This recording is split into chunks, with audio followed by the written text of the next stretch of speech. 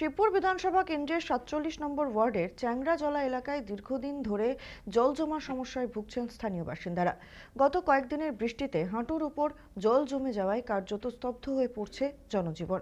নিত্যদিনের যাতায়াত থেকে শুরু করে জরুরি পরিষেবা সব ক্ষেত্রেই ভোগান্তির মধ্যে পড়ছেন স্থানীয় বাসিন্দারা। এলাকাবাসীর দাবি, দীর্ঘদিন ধরে প্রশাসন ও শাসক দলের কাছে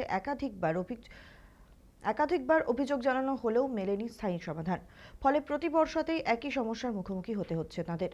এই পরিস্থিতিতে শুক্রবার এলাকা পরিদর্শনে আসেন হাওড়া পুরসভার পুর কমিশনার তেজস্বী রানা। তার সঙ্গে ছিলেন পুরসভার ইঞ্জিনিয়ারদের একটি দলও। পরিদর্শনে উপস্থিত ছিলেন শিবপুরের বিধায়ক রুদ্রনীল ঘোষও। তিনি স্থানীয়দের বর্তমান সরকারের ওপর আস্থা রাখার আহ্বান জানান।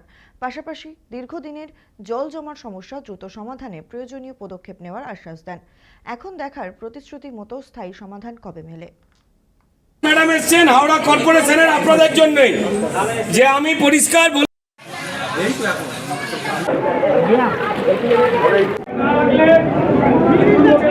সারা জীবন জল ঘেটে রয়েছে, জল ঘেটে ঘেটে অসুস্থ হয়ে পড়েছি।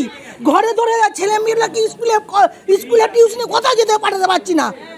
জল ঘেটে শরীরে গোটা গায়ে পয়জন বেরিয়ে গেছে। একটা জল আনতে পারে জলে, একটা দোকান করতে গেলে জলে, একটা ওষুধ কিনতে গেলে জলে, তাহলে আমরা কি করে মাজবো? এলাকার বিধায়ক এসেছে, কি জানাবেন? জানাবো কি করবে বলুক, ব্যবস্থা কিছু করুক। আমরা কি দিইনি, ট্যাক্স দিই, সব কিছু দিচ্ছি, কেন আমাদের এই অবস্থা? কেন আমরা এরকম রোগেতে ভুগছি? জল ঢুকে গেছে, বাচ্চারা স্কুলে যেতে পারছে না, দিনের পর দিন কামাই হয়ে যাচ্ছে, কাজে যেতে পারছে না, গাড়ি বার করতে পারছে না। হ্যাঁ, দাদা তো এসেছিল আগেও, বলেছি আমরা সবাই। আর প্রচুর মশা এই জলে, এই জলটা সারা বছর থাকে, একটুকু নামে না। কি চাইছে? আমরা চাইছি যে রাস্তাটা হোক, জল বেরোবার ব্যবস্থা হোক।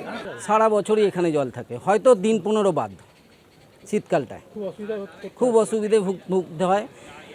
দাদা সেন্ট্রাল গভর্নমেন্টে চাকরি করে, ছেলের বিয়ে আমার হচ্ছে, মানে আমার ছেলের বিয়ে দিতে পারছি না, কারণ হচ্ছে না বিয়ে। কেন? এই জলের জন্য। তারা আসবে কি? আজ আমি দাদা 1 বছর হলো প্লাস্টিকের জুতো পরে আছি।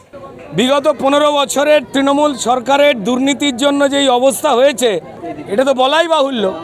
তার আগে যে বাম সরকার ছিল, সিপিএমের সরকার ছিল, তারাও কিন্তু কোনো কিছু করেননি। পরিকল্পিত পুরো বন্দোবস্ত, সেটার জন্য আজকে সমগ্র হাওড়া তথা আমার বিধানসভা, আমাদের শিবপুর বিধানসভায় মানুষের দুর্ভোগের শেষ নেই। তাই আমাদের সম্মানীয় মুখ্যমন্ত্রী শুভেন্দু অধিকারী স্পষ্ট নির্দেশ দিয়ে দিয়েছেন, রূপরেখা দিয়ে দিয়েছেন, যে 500 বছরের পুরনো শহর হাওড়া আর জঞ্জাল, জমা জল, দূষিত জল, খারাপ রাস্তা এইসবে আটকে থাকবে না।